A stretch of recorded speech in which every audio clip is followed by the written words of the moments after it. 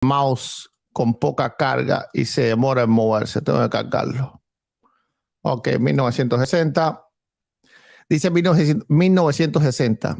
Este dirá, yo soy de Jehová, el otro llamará del nombre de Jacob y otro se escribirá en su mano a Jehová y se apellidará con el nombre de Israel.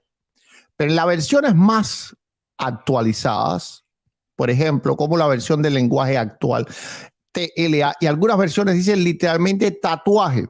Esto otras veces lo he constatado. Ahora no tuve tiempo, yo acabo de llegar de la iglesia. Gloria a Dios de buscar las versiones exactas que hablan de tatuaje. Pero en la traducción al lenguaje actual, o la traducción llamada TLA, dice literalmente, unos dirán yo pertenezco a Dios, otros se darán cuenta de que son descendientes de Jacob y se grabarán en la mano yo soy propiedad de Dios. Y grabar es tatuar, porque a eso es lo que se llama el tatuaje, es una grabación, es decir, es una escritura que no se borra, que siempre va a estar ahí. Pero esto se puede utilizar como argumento para defender que alguien se hizo tatuajes. No, ella ni siquiera se lo hizo en la mano, se lo hizo en el hombro y se lo hizo en el pie. Ok, ni siquiera es en la mano. Pero aunque se la haga en la mano, esto no es de ninguna forma justificación para tatuarse.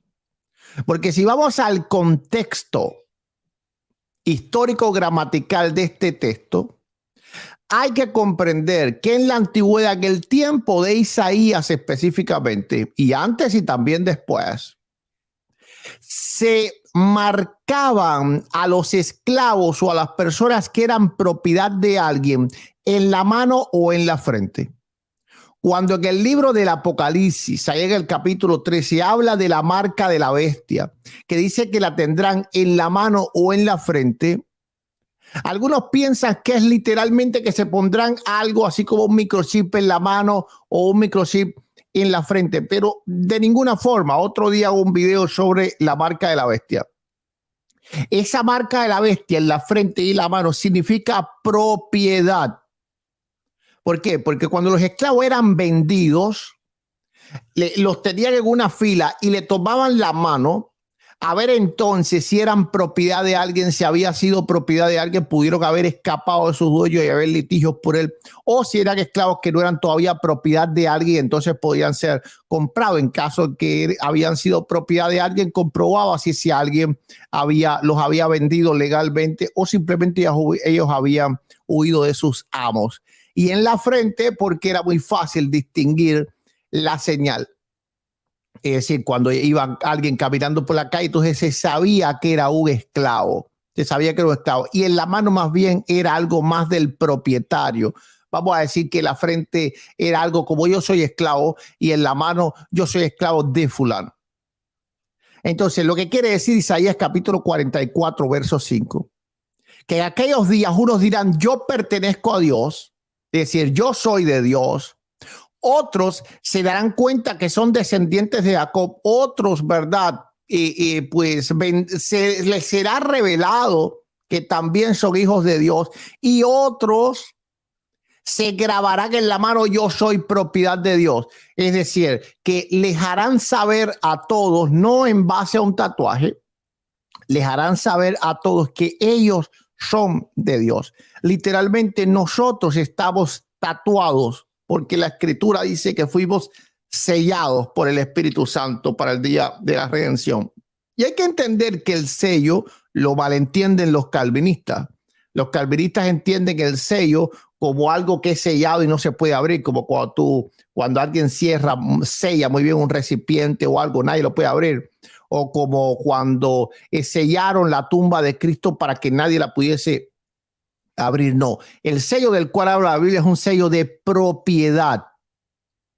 Ok, es decir, hemos sido comprados y por lo tanto hemos sido sellados como sello de propiedad. Este sello era el que ponían los reyes en sus cartas. Cuando vemos, por ejemplo, en las películas o donde quiera o en la historia, cuando leemos la historia, vemos que había un tipo de pasta, casi siempre era roja, ok, que los reyes tenían un anillo, entonces mojaban el anillo en esa pasta, que es una pasta que se secaba rápido, y la ponían en la carta para sellar la carta a modo no de sello de que no se abría, sino a modo de quién enviaba la misiva. Cuando alguien entonces miraba la carta y dice, esto es una carta del rey Alfonso, esto es una carta del rey Luis XV, esto es una carta del rey Fernando de España. Y así es como sabía entonces quién era el propietario de la misiva que se enviaba. Entonces el Espíritu Santo nos ha tatuado a nosotros de alguna forma, sí. Conforme Isaías 44:5, en realidad nosotros hemos sido marcados, pero no por alguien que tiene un negocio de tatuaje. No con tinta china, ¿ok? Sino con el sello del Espíritu de Dios.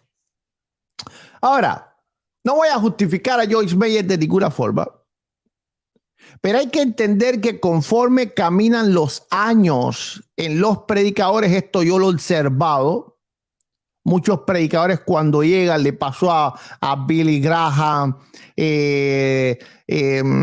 bueno, no voy a decir algunos predicadores también del área hispana, porque también le pasó que se pusieron a hacer literales tonterías o a hacer boberías cuando ya llegaban a una edad y la mente comienza a fallar. Por ejemplo, mire a Joyce Meyer, anda como que bailando bailecitos de TikTok. Ok, ya en una postura que yo me doy cuenta que tiene serios problemas y no la quiero justificar, pero creo que ya es la vejez. Ay, le puse el audio de este YouTube, me va a calimbiar. Ok, vamos a quitar esto de aquí y vamos a correr el video. Y bueno, mírenla ella ahí bailando, haciéndose sus bailecitos de TikTok y todas esas cosas. Ha entrado ya en la edad que debe retirarse Joyce Meyer ya. Debe de retirarse Joyce Meyer. Ya debe de retirarse desde hace mucho, ¿verdad? ¿Nos debe de asustar esto? No nos debe de asustar esto. El cristianismo, entre más tiempo vaya hacia adelante, más liberal se va a volver. Más liberal se va a volver. Y lo que hoy nos parece a nosotros raros, lastimosamente, tristemente, en 20 años los cristianos lo van a ver completamente normal. Y a nosotros nos van a ver como personas fanáticas. Y así ha ido a lo largo de la historia. Así también pasó en el periodo bíblico, así también pasó en el periodo de los primeros 300 años del cristianismo, donde, por ejemplo, tuvieron que nacer grupos como los montanistas para tratar de recuperar lo que llamamos sana doctrina o senda antigua. A mí no me gusta el nombre, la frase de sana doctrina o senda antigua, porque es muy mal utilizada. Cada vez que escucho decir a alguien, porque esto es sana doctrina y senda antigua, le tengo más miedo todavía. El problema es que todo el mundo se piensa de sana doctrina y senda antigua. ¿Ok? Así mismo es. Tú vas a predicar a, no sé, al Juan Manuel Baj y dice, no, esta es la sana doctrina, esta es la senda antigua. Y ves predicar a un predicador otro y no, esta es la sana doctrina y senda antigua. Pero cuando entonces tú en realidad has estudiado la historia y ves lo que creían los primeros cristianos, eso no es ninguna senda antigua. Eso simplemente es una creencia que tiene un poco de años y nada más. Pero la realidad es que desde el periodo de la Biblia, los creyentes han tratado de regresar una y otra vez a las sendas antiguas. Y es necesario que la iglesia regrese a las sendas antiguas, no a la senda antigua de la teología. Esa no es senda antigua, esa tiene 200, 300, máximo 400, 500 años. Hay que comprender que la teología como tal no tiene más de 500 años. ¿Ok? Antes de 500 años no se hacía teología. Habían algunos que exploraban la teología o la filosofía dentro del cristianismo. No sé, Agustín, Tomás de Aquino, pero la teología es algo moderno. La teología no es senda antigua. La Biblia es senda antigua. Cuando a ti te vengan con teología como senda antigua, y de no, eso no es senda antigua. Los primeros cristianos no hacían teología. Los primeros cristianos simplemente iban a las escrituras. ¿Ok? Entonces, si quieres regresar a la senda antigua, vete a las escrituras. Y cuando te hable alguien de senda antigua, que te hable con las escrituras. Como dice Pedro, que el que hable conforme a las palabras de Dios. Conforme a las palabras de Dios.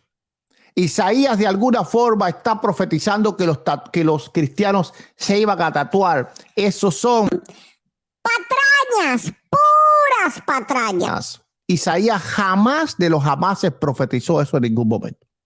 Isaías profetizó que iba a haber un pueblo que iba a ser propiedad del Señor y que iba a estar marcado por Dios. Y lo dice la Escritura, que hemos sido sellados por el Espíritu Santo de la promesa. Así que si a ti te dicen que está bien tatuarte, diles que no. Dile qué provecho tendrá eso. Ahora, yo te estoy diciendo que te vas a ir al infierno. No, no te vas a ir al infierno si te tatúas. Si alguien te dice que te vas a ir al infierno porque te tatúas, te está engañando.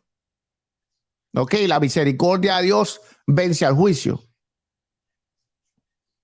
Pero si alguien te dice que tatuarse no tiene nada que ver o no tiene nada malo, también te está engañando. Entonces te engaña el que te dice que te vas al infierno y te tatúas, y te engaña el que te dice que te puedes tatuar. Y te dice la verdad el que te dice que no debes de hacerlo. No debes de hacerlo de ninguna forma.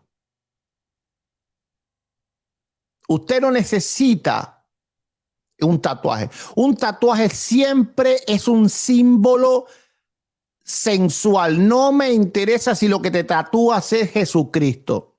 Y tú dices, ¿cómo Jesucristo va a ser un símbolo sexual? Sí, lo es también, porque lo que quieres es llamar también la atención de las hermanas de la iglesia o de los hermanos de la iglesia. Ahí, que como Jesucristo tatuado. Primeramente, si eres cristiano evangélico, sabes que no te debes hacer imágenes ninguna. Si usted se tatúa a Jesucristo en la espalda, usted está haciendo un ídolo allí. Ese es Jesucristo, ese no es Jesucristo. Mejor vaya y cómprase un Jesús de yeso, porque tal vez el día que te arrepientes y que te vuelves a Dios puedes romperlo. Si te tatúas un Jesús en la espalda, vas a cargar siempre con la estatua en la espalda. Así que usted tiene un tatuaje en la espalda de Jesucristo, piense que usted está como los católicos que arrastran en su espalda las imágenes de María.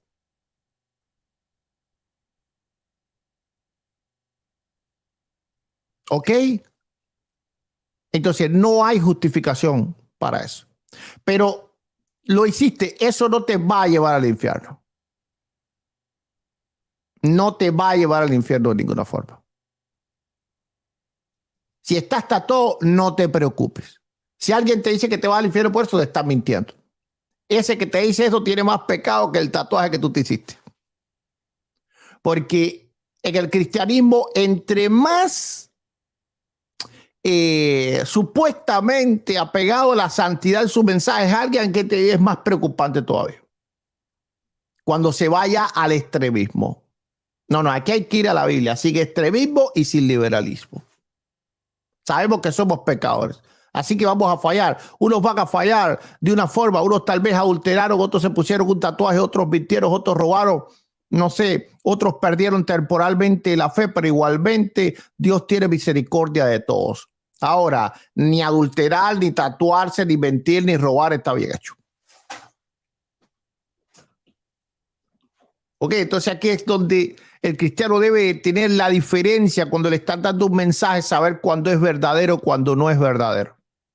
Un mensaje no es verdadero cuando echa por el suelo el sacrificio de Cristo. Cuando alguien te dice que por algo que te hiciste estás condenado, ese alguien es el que está condenado, porque ese alguien está diciendo que hay algo que te aparta de Jesucristo a ti para siempre, y eso es falso. Si usted se arrepiente de cualquier cosa que usted haga, usted va para el cielo, pero mira, sin escala. Primera de Juan 1:9. Usted va para el cielo sin escala. Ahora, si alguien te dice que no hay problema en tatuarse, porque eso no tiene nada que ver, ese alguien tampoco es salvo. ¿Por qué razón? Porque ese alguien no tiene el Espíritu de Dios que lo redarguye. Porque mira, en la vida vamos a hacer cosas malas, algunas veces nos vamos a equivocar, pero siempre el Espíritu Santo nos va a redarguir. Siempre el Espíritu de Dios nos va a decir, eso está mal. Cuando yo soy capaz de llamar a lo bueno malo y a lo malo bueno, yo no tengo el Espíritu de Dios.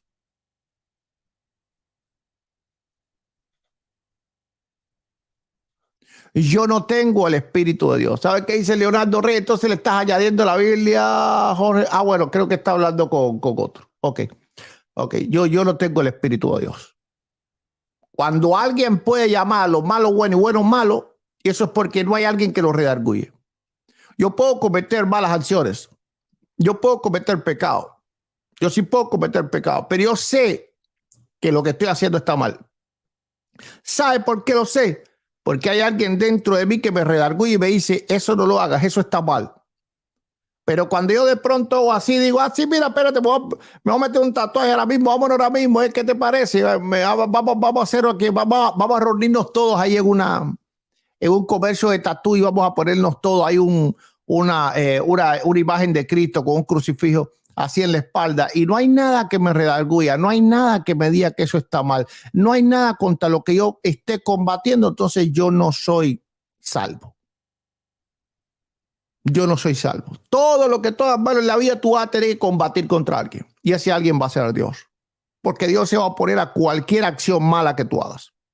Dios se va a oponer a cualquier acción que contraríe su voluntad, no solo su ley, porque su ley está aquí y su voluntad está aquí. La voluntad de Dios está por encima de la ley. Tú puedes decir, mira, esto no va contra la ley porque no hay nada en la Biblia que me diga que no, sí, pero ¿dónde tú dejas su voluntad?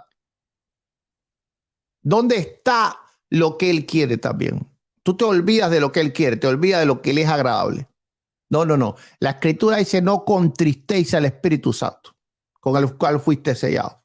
Así que esto no es cuestión de que la Biblia no prohíbe, de que la Biblia, como dicen los católicos, ¿dónde dice la Biblia que no podemos adorar a María? El caso es que nadie en la Biblia la adoró, así que ¿por qué alguien la va a decir por qué la Biblia va a decir que no lo haga?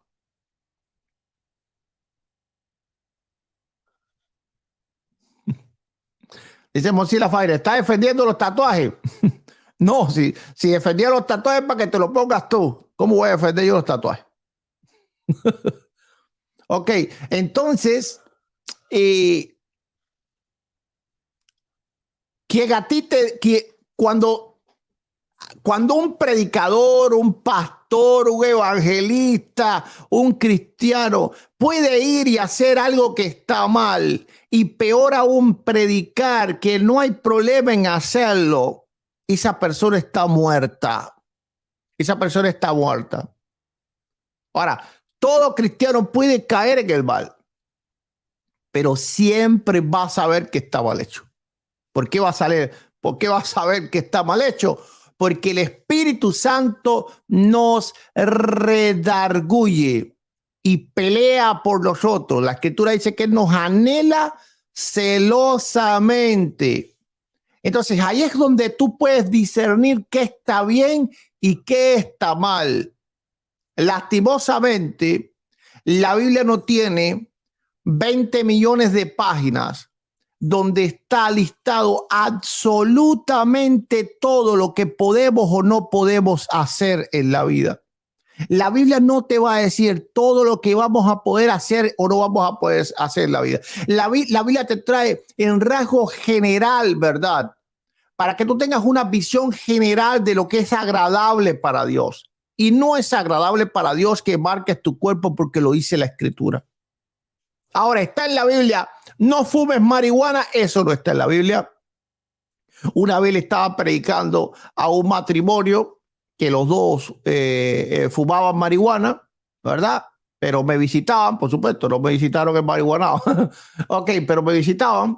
Y cuando yo estaba todavía en mi país, en Cuba, andaba en la política y ellos también pertenecían a la política, pero entonces vinieron a mi casa y yo comencé a predicarles para que se convirtieran. ¿Y de qué forma?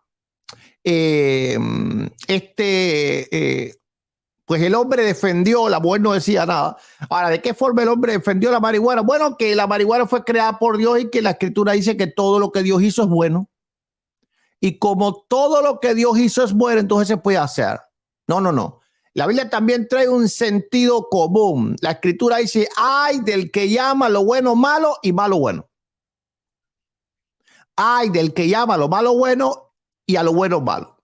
Lo que es bueno da frutos buenos. Lo que es malo da frutos malos. Entonces, ¿qué fruto bueno da el tatuaje? Deben un solo fruto bueno que dé tatuarse. Uno solo. Quiero escuchar uno solo. Uno solo. Hacerte más atractivo o atractiva, eso no es un fruto bueno. Eso es un fruto de codicia. Te estás haciendo más codiciable. Es decir, que te quieres parecer a la fruta del árbol del Edén. Porque hacerte codiciable a los ojos de otros, eso no es un fruto bueno. Entonces, dame un solo fruto bueno, un solito fruto bueno que puede dar tatuarse. Que te pusiste a Jesucristo en la espalda y acaso vas a predicar tú eso, vas a andar siempre sin camisa o sin blusa a las mujeres. Bueno, a ver, porque si te pusiste un fruto, un Jesucristo en la espalda y tú eres una hermana cristiana, ¿para quién eres? Yo no sé, el único que te le va a ver va a ser tu esposo y no va a ser en una situación muy santa que digamos, Entonces, ¿para qué te tatúas tú, cristiano, un Jesucristo aquí en el hombro? ¿Para qué? ¿Quién te lo va a ver? ¿Tu esposa? Y vuelvo y repito, no te lo va a ver en una situación muy santa que digamos, te lo va a ver en una situación conyugal. Entonces, ¿de qué forma vas a predicar tú la palabra con eso? Y ni hablar de otras zonas. Ni hablar de otras zonas. Entonces, ¿cuál es el fruto bueno? Aquí no es que la Biblia no da un texto. Aquí es que tú tienes que saber que Jesús dijo bien claro que el árbol bueno no da frutos malos y el árbol malo no da frutos buenos. Y que por los frutos tú conoces todas las cosas. Entonces, ¿cuál es el fruto de tatuarse? ¿Cuál es? ¿De qué manera eso ayuda a tu vida? ¿De qué manera eso te edifica? Te lo estás haciendo porque te da la gana. Dice hermano Marvin, pastor, al decir que alguien se ponga un tatuaje ya siendo cristiano y es salvo, está mal en eso. No entiendo qué quieres decir. Si me explicas, ok, si me explicas,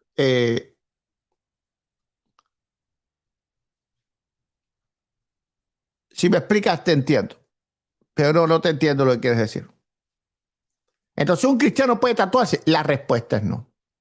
Ahora, ¿qué haces si lo hiciste? No te vas a ir para el infierno. Si alguien te dice que te vas a perder, pues te estás mintiendo también. Pero es bueno que tú lo hagas. No es bueno que tú lo hagas. ¿Va a dar algún fruto bueno? No va a dar algún fruto bueno. ¿Lo hiciste por bien? No lo hiciste por bien. ¿Lo hiciste para que todo el mundo vea que eres cristiano? Eso es mentiras. Tal vez tú lo pensaste, pero fuiste engañado. Porque el diablo muchas veces te engaña con supuestas buenas intenciones. Lo trató de hacer en Mateo capítulo 4, cuando le dijo al Señor Jesucristo, ok, lánzate de allá hacia abajo, porque sus ángeles mandarán cerca de ti. Si tú tienes fe, lánzate de allá hacia abajo. Entonces, el diablo te puede poner tentaciones muchas veces que tú creas que estás haciendo lo correcto. Por lo tanto, tú no puedes medir las cosas por lo que hay en tu mente y por cómo tu mente analice las cosas. Tú tienes que medir las cosas por los frutos que va a dar. Tú vas a decir, tatuaje igual a buenos frutos. ¿Qué fruto bueno te va a dar un tatuaje? Ninguno. Cero te va a dar un tatuaje. ¿Qué te va a dar a ti, cristiano, una argolla en la oreja? ¿Qué te va a dar una argolla en la oreja? Dame el fruto que te va a dar. Dime cómo eso va a edificar tu vida. No, lo que estás es corrompiendo a la iglesia, estás corrompiendo al rebaño del Señor. Importa un bledo si tú crees que está bien o está mal. Porque la Biblia dice que todo hágase para edificación. La Escritura dice todo hágase para edificación. Todo hágase para edificación. No sé, a mí me gustaría ir en short a la iglesia. En un día de verano, me gustaría ir, ¿me entiendes? En una chancleta, un short, tipo la playa. Me gusta, no, pero aquí el problema no está en lo que uno le gusta, uno quiere hacer. El problema está en lo que edifica. Entonces, que te gusta una argolla en la oreja, pues importa un bledo si te gusta o no. Que tú piensas que te ves bien, importa un bledo si tú piensas que te ves bien o no. Si tú en realidad quieres servir a Dios, tú tienes que hacer lo que edifica el cuerpo de Cristo. Y que tú lleves argolla en la oreja, un tatuaje en el hombro o en la espalda, eso no edifica el cuerpo de Cristo. Eso es lo que está les mal enseñando a la iglesia. Y cuando viene a ver, entonces no va a haber diferencia entre la iglesia y el mundo. ¿Sabe cuán importante es que haya diferencia entre la iglesia y el mundo? Porque las creencias no te hacen ver diferentes. Lo que te hacen ver diferente es cómo tú eres o cómo tú practicas las creencias.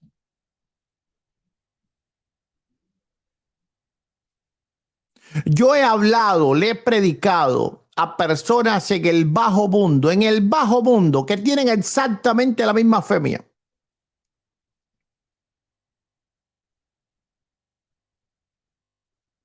Y andan en lo más oscuro de las tinieblas.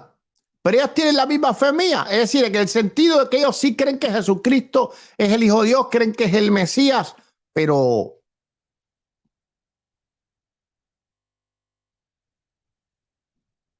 ¿qué tiene que ver eso? Entonces, la fe no te hace diferente. Que tú te llames cristiano, eso no te hace diferente del mundo. Que tú creas en Jesucristo, eso no te hace diferente del mundo. Lo que a ti te hace diferente del mundo es que tú vivas diferente.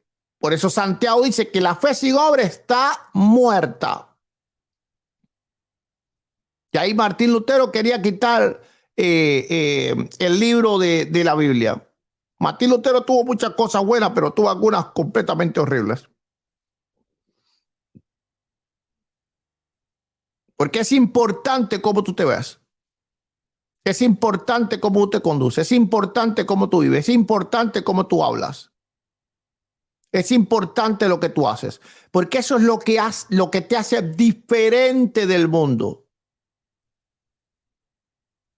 Si yo soy cristiano y me tatúo un Jesucristo aquí, y el otro es católico y se tatúa un Jesucristo, y el otro es ateo y se tatúa un Jesucristo aquí, y los miran, ¿qué diferencia entre uno y el otro? Ninguna, cero. Que yo diga que soy cristiano, que yo lo diga de boca para afuera. No. Ya lo dice la Escritura, ¿verdad? Que con su boca me alaba, mas su corazón anda lejos de mí. Con su boca me alaban, mas su corazón anda lejos de mí.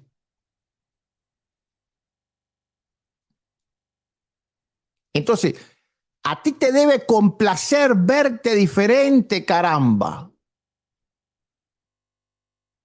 Que te vas a sentir menospreciado, que eres joven y que no quieres que te vean como el cristianito, que no quieren que te vean como el aleluya, pues entonces estás avergonzándote de Cristo, lo estás negando y Él te va a negar a ti. El que me negare delante de los hombres, yo le negaré delante de mi Padre que está en los cielos. El apóstol decía, no me avergüenzo del evangelio porque es poder de Dios. Así que tú tienes que verte diferente, tú tienes que ser diferente.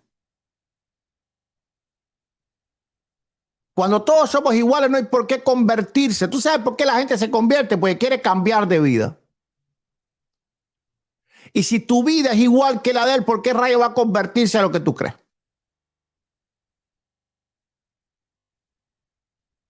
¿Por qué es que va a convertirse a lo que tú crees si tú eres igual a él? Si tú vives igual a él. Si te conduces igual a él. Si te llegas del trabajo y te tomas una cervecita fría. Es decir, lo que lo está matando a él, lo que le está trayendo problemas de su matrimonio, lo que está haciendo que él golpea a sus hijos por causa del alcohol. Luego entonces él ve que tú también lo haces. ¿Por qué rayos se va a convertir a lo que tú crees?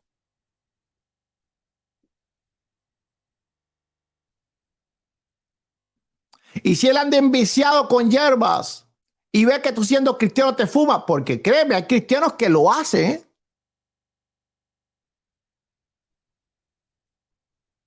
Entonces, ¿por qué rayos se va a convertir en lo que tú crees? ¿Por qué se va a convertir en lo que tú crees si tú eres igual? ¿Por una cuestión simplemente filosófica? Tú no sabes que la mayoría de las personas que vienen a Cristo vienen porque está gasteado de sus vidas.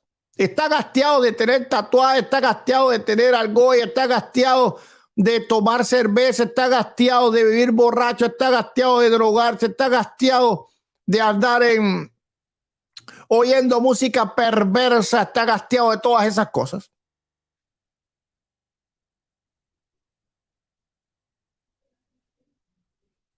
Y por eso buscan algo diferente. Y cuando te encuentran a ti, tú eres igual a ellos porque tú también tienes tatuajes, tú eres igual a ellos porque tú también tienes argolla, tú eres igual a ellos porque te vistes exactamente igual a ellos. Tú eres igual a ellos porque te decías tu cervecita, no te emborrachas, uy, no te emborrachas. Ok. Entonces, ¿por qué se va a convertir a ti, a tu fe? No es a ti, ¿verdad? Pues yo a ti es hacer como tú. Porque Pablo decía, imitadme a mí que yo imito al Señor.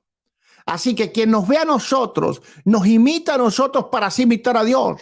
Lo primero que ve un creyente es quien le está predicando. El creyente no ve a Jesucristo. Ahí no es como Pablo que se le apareció en el camino a Damasco. No sucede esa